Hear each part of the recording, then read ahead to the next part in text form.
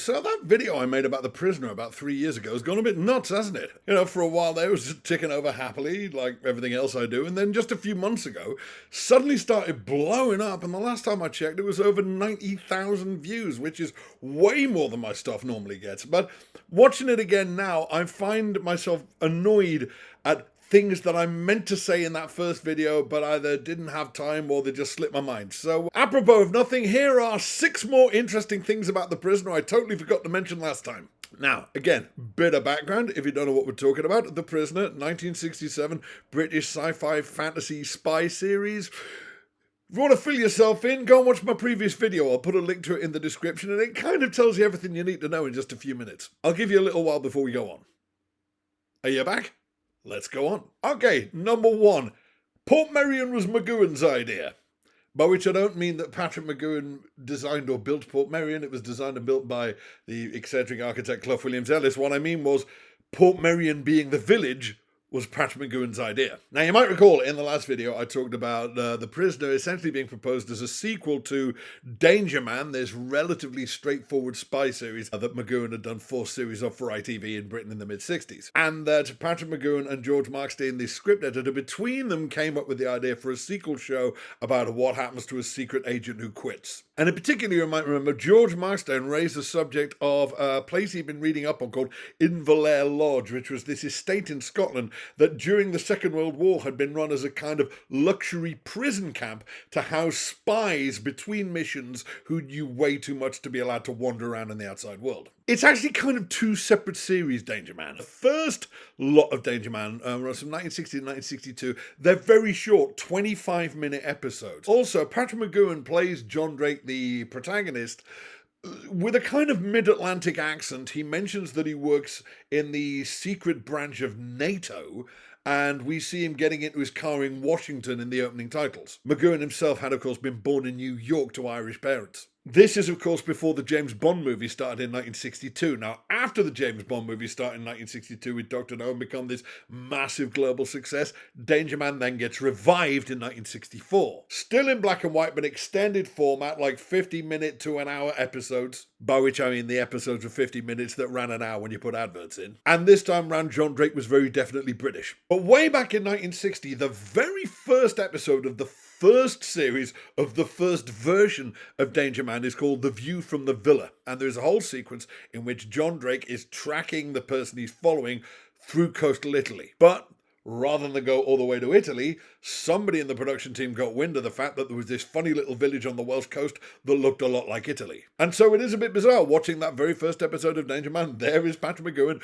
driving through the village. Although it's not quite the village as we know it, intriguingly, the Dome, number 2's house, isn't there yet. That wasn't built until the mid-60s. But when, 6 or 7 years after this, Patrick McGoohan and George Markstein are discussing this sequel series to Danger Man and decide to set it in a strange little village somewhere, McGoohan remembers, wait a minute, there's that wacky little place in Wales. Number 2, not that much of it was actually filmed in Portmeirion. Now, when people talk about Portmeirion and The Prisoner, they always speak in terms of, yes, Portmeirion, that's where they filmed The Prisoner, or, The Prisoner was filmed in Portmeirion. But yeah and no. The part of the village is very much played by Portmeirion. But here's the thing, there's only really 4 episodes out of the 17 that have a lot of footage filmed specifically for that episode in Portmeirion. The production team paid, I think, 2 visits to Portmeirion. They were there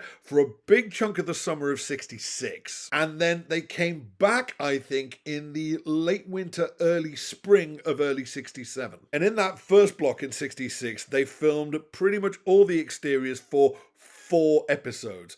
The opening episode, Arrival, Dance of the Dead, Free for All, and Checkmate. And they are the episodes that have lots and lots of Portmeirion in them. Obviously, on both occasions, they shot lots of B-roll. Just lots of shots of, villagers milling about the place. McGoohan striding purposefully thither and yon. All of which would eventually find its way into the various episodes. But most of what look like the village exteriors for the remainder of the series are not actually shot in Portmeirion. It's mainly shot back at Boreham Wood Studios where they did the interiors. Now, if you look closely, there are a few chunks of Portmeirion which are quite successfully reproduced on the Boreham Wood soundstage. That little little patio just outside number 6's front door, the lawn in front of the old people's home where they play chess, the steps up to number 2's house. They also made use of a backlot at Boreham Wood, which was certainly used in, and I think possibly even built for, the Dirty Dozen. It's meant to be this rural French village. Certainly one building that features quite prominently in The Prisoner is definitely not in Portmeirion.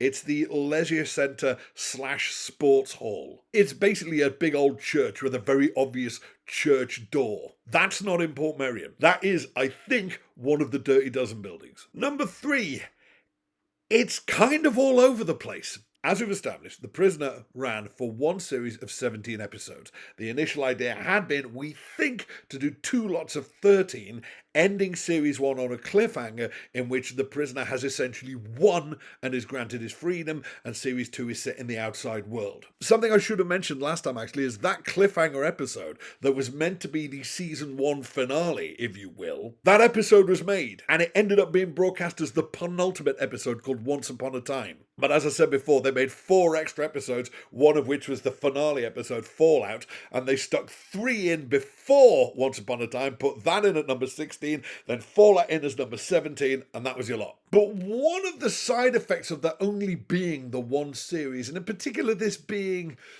a pretty unusual format, this was not just your run-of-the-mill spy show, is that The Prisoner kind of doesn't really have time to settle into its own mythology properly. Now, this is a problem you will often find with TV shows. If you look back at other cult TV shows, Series 1 is often weirdly uneven, because it's kind of trying to find its rhythm. It's kind of trying to find its pitch, find its level. And it's often from series 2 onwards that it really feels like it's got a proper identity. Buffy the Vampire Slayer, classic example of this. But The Prisoner, there is only series 1. And that for all that McGowan apparently did write an extensive show bible before they began filming, the show does change its mind a lot about what kind of a place the village is and how it's run. For example, there is no consistency whatsoever in how new number 2s are appointed. Again, something I'm not sure I mentioned last time, the main antagonist is number 2, who is in charge of the village,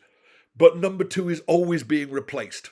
There are only 2 actors who played number 2 in more than one episode. But in one episode, Free for All, one of those initial 4 that was filmed substantially in Portmeirion, and also the first one written by McGowan himself, there is an election to appoint the new number 2, and number 6 is cajoled into running for office. Then a later episode, It's Your Funeral, is all about an assassination plot being cooked up by the incoming number 2 to murder the outgoing number 2 and blame it on the village dissidents. Also, the idea of there being any kind of organised village dissidents has never really been mentioned before this episode. So in those 2 episodes, there appeared to be some kind of mechanism for changing number 2, although it's a very different mechanism in each of those episodes. Whereas the rest of the time, number 2 just gets up and leaves and is replaced and nobody says a thing about it. Also, sort of how benign and passive the village is or isn't at any given time does change a lot. Also, the kind of overall mental state of the villagers is a bit inconsistent. Most of the time, they just appear to sort of wander about passively. But in some episodes, like I've said, we encounter an organised resistance. And then there's one episode where the villagers appear to be in the grip of this kind of weird McCarthyite fervour to root out all the unmutuals in their midst. And that episode ends with number 6 apparently getting lobotomized, despite it being pointed out in many other episodes that he is the most valuable prisoner in the village and must not be damaged in any way. I often wonder if there had been a series 2, if this kind of thing would have evened itself out a bit. But that's just one more thing about The Prisoner that we'll never know. Number 4, there is no correct running order. Now, as I've said before, I first saw The Prisoner when it was repeated on Channel 4 in the UK between the autumn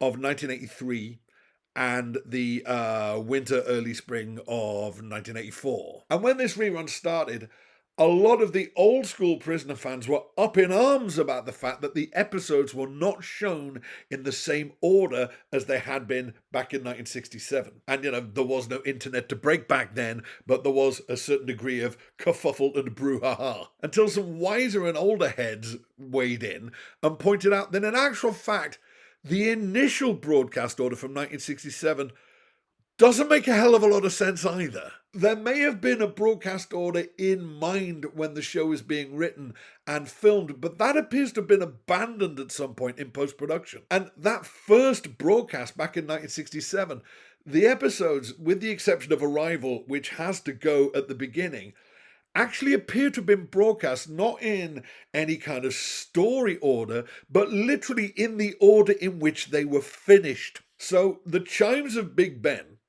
which went out as episode 2 back in 67, and I think also in the earlier reruns on ITV over the course of the 70s, actually doesn't make a hell of a lot more sense being episode 2 than does Many Happy Returns, which is the one that Channel 4 showed in second place. Also, there are things thrown up both by the initial broadcast order and by the Channel 4 broadcast order, which are kind of awkward. For example, in Many Happy Returns, number 6 actually appears to escape and get back to Britain, establishes that the village is probably somewhere in the Mediterranean, finds it, and then gets dumped back there. In The Chimes of Big Ben, the other episode 2, similarly, number 6 thinks he gets out of the village and gets back to London, but it turns out he hasn't. It's an illusion and he never left. But also, in Chimes of Big Ben, he establishes that the village is somewhere on the Polish coast. Here's the thing, if you show, as Channel 4 did,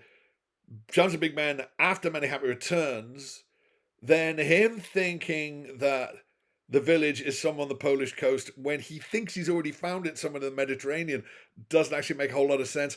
But then another problem thrown up by this is that Many Happy Returns, one of the government officials who greets him when he gets back to London is played by the sitcom actor Patrick Cargill, who then in a later episode, Hammer into Anvil, turns up as this rather demented sadist number 2. Now, as is often the case with old 60s shows, it's not made in any way clear whether that's meant to be the same guy. Because if it is the same guy, that would seem to go some way towards answering that supposedly vexed question of which side runs the village. But speaking of number 2s, both running orders have the episode A, B, and C as episode 3, and the episode The General as much later on in the run. In both ABC and The General, number 2 is played by the actor Colin Gordon. He and Leo McKern are the only 2 recurring number 2s. In A, B, and C, number 2 spends the entire episode in a state of absolute panic because he thinks he's going to be fired by number 1. And at the end of it, it definitely looks like he is being fired by number 1. Whereas in The General, he's altogether more sure of himself. So having A, B, and C going out 4 or 5 episodes before The General, that doesn't make a hell of a lot of sense either. I am told that 6 of 1 at the Prisoner Appreciation Society, heaven forfend you should call it a fan club, have come up with some kind of suggested order that they think makes the most sense. I'm sure a bit of Googling will find that for you. Number 5, McGoohan hated love scenes. I've mentioned that there were essentially 2 different iterations of Danger Man, and that it was kind of revived on the back of the success of the Bond movies. Now, history does record that McGoohan, having just proven his chops as a dashing leading man secret agent type, was one of the actors approached to play James Bond in the early 60s when they were getting the franchise moving before they settled on Sean Connery. And the main reason he turned it down is that he kind of disapproved of Bond's relentless shagging around and really didn't fancy trying to convey that on screen. Because McGoohan, for all that The Prisoner kind of enshrined him as a bit of a hero of the counterculture, did come from a fairly conservative Catholic background. In Danger Man, John Drake is remarkably chaste by 60s secret agent standards. But in the aforementioned episode, Chimes of Big Ben, Chimes of Big Ben's going to come up quite a lot because actually it's an episode which tells us a lot about the production of the show. In Chimes of Big Ben, there is meant to be a romantic subplot between number 6 and Nadia, this glamorous Estonian lady spy who has just been sent to the village, and with whom number 6 collaborates in an escape attempt. And there is one almost romantic scene between them, which is weirdly awkward, particularly when number 6 puts his arm around Nadia and takes her for a stroll. The whole time number 6's arm is around Nadia, we can't see her face, and all her dialogue appears to be suspiciously dubbed in. Legend has it that while he's got his arm around Nadia, it is not in fact the actress Nadia Gray, had the same name as the character, but it's McGowan's wife with a dark red wig on. He just couldn't bring himself to put his arm around anybody else, which is rather sweet. Now, of course, weirdly, when The Prisoner was briefly revived / rebooted in 2009, number 6, or rather just 6 as he was referred to in the new version, was played by Jim Caviezel. I remember there being some internet hubbub at the time of, yeah, but isn't Jim Caviezel that guy who really annoyed the hell out of Jennifer Lopez by refusing to do any love scenes with her on Angel Eyes? And isn't he the guy who really upset Ashley Judd by making her put her top back on for the love scenes in High Crimes? And of course, Jim Caviezel, as we all know, was Mel Gibson's Jesus and has kind of gone pretty damn QAnon in the meantime. And I remember thinking at the time that, well, you know, there are all kinds of reasons that this new series of The Prisoner might be a bad idea, but the fact that the leading man's a conservative Catholic who's a bit of a joke about love scenes, that's not going to be the issue. Number 6, it was initially going to be much weirder. Now, the theme tune that we all know love by Ron Doctor Who / Steptoe and Son Grainer was famously among Prisoner fandom anyway, the 3rd attempt at a theme tune. The first one was by a guy called Robert Farnon, who took his brief way too literally. Apparently, McGowan said he wanted something big and widescreen, you know, like The Magnificent Seven or The Big Country. So Robert Farnon went away and came back with something which is note for note half The Magnificent Seven, half The Big Country. It's a Western theme. It just doesn't work as a spy show, let alone a kind of slightly surreal spy show. So that was junked. And then Wilfred Josephs was approached, and Wilfred Josephs came up with something that they actually went with for a while, but it's maybe a bit too self-consciously weird. There's lots of weird discords in it. It's in all kinds of weird time signatures. It's actually quite an effective bit of music, and traces of it can actually be heard in the incidental scores to some of the early episodes. Here's the thing. I mentioned earlier on that Chimes of Big Ben was actually the first episode to be completed. It was completed before the opening episode Arrival. And we know this now because back in the 80s, when I was immersed in Prisoner fandom, a different edit of Chimes of Big Ben turned up. This, it turns out, was like a sort of a preview edit of Chimes of Big Ben that was used for press screenings before the show started in 1967. And this edit of Chimes of Big Ben has the Wilfred Josephs theme tune over the opening and closing titles. Now, obviously, at some point between those preview screenings and the show being broadcast, they decided they didn't like this. They went to Ron Grainer. In actual fact, considering how weird The Prisoner is, it's a fairly straightforward 60s TV theme, but it really works with the visuals. But speaking of visuals, the end titles on this preview cut of Chimes of Big Ben do something very, very strange at the end. Now, I remember first seeing this at a convention in about 1986 and couldn't quite believe my eyes. It is on YouTube. I'll put a link to it. But as those of you who've seen any of The Prisoner will know, the end titles play out over a kind of frame-by-frame cell animation of the canopied penny farthing sort of assembling itself one piece at a time. You know, a segment of wheel appears, a bit of frame appears, a bit of seat appears, a bit of canopy appears, and then eventually you have the whole thing. It then cuts to the shot of Rover bubbling up from the sea and then drifting out towards the horizon. That was edited in later, and if you watch, they're slightly inconsistent across the episodes about at what point they cut into the titles.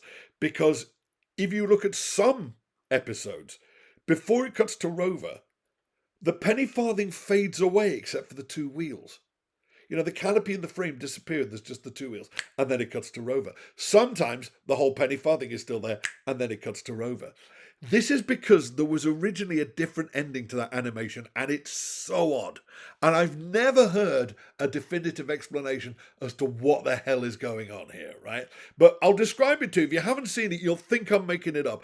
I'll put a link in, go and check it out, right? Okay, so you have the penny farthing, the final caption comes up, and the frame of the canopy disappear, and there's just the two wheels. The two wheels start to spin. The big wheel becomes a sort of star field, which then expands across the whole screen. The little wheel becomes the planet Earth, and the planet Earth rotates right up into the middle of shot, and then a red dot with the word POP written on it zooms out and fills the screen. Prisoner fans, being what they are, of course, they ascribed incredible significance to every element of this. They decided that POP was in fact POP, which stood for Prisoner of Portmeirion. And they also were trying to freeze frame whereabouts the red dot originates on the surface of the earth. And I think they decided it was Mogadishu. I have no idea what the significance of the penny farthing turning into the earth and stars is. Or indeed, why the hell POP? I'm wondering if maybe the POP was a placeholder for maybe it would give you the name of next week's episode? I don't know. But anyway, that of all the things I've ever encountered in prisoner lore, that is possibly the most inexplicable. And anybody who has the definitive answers to what that was all about is almost certainly dead by now. Yep, if you know, if anyone out there know definitively what that original end title finale was meant to signify, then please do let me and indeed everybody else know. But there you go. So yeah, The Prisoner is a very, very weird show. It was almost quite a bit weirder. Right, the minute I hit stop record, I'm going to think of 6 more interesting things I should have said about The Prisoner. So yeah, maybe I'll do those in about a year or so's time. In the meantime, I can't not be seeing your... Thanks for watching. If you liked it, please hit like and share. If you'd like to see more, please hit subscribe. And if you'd like to help me make more, please visit patreon.com/MitchBenn.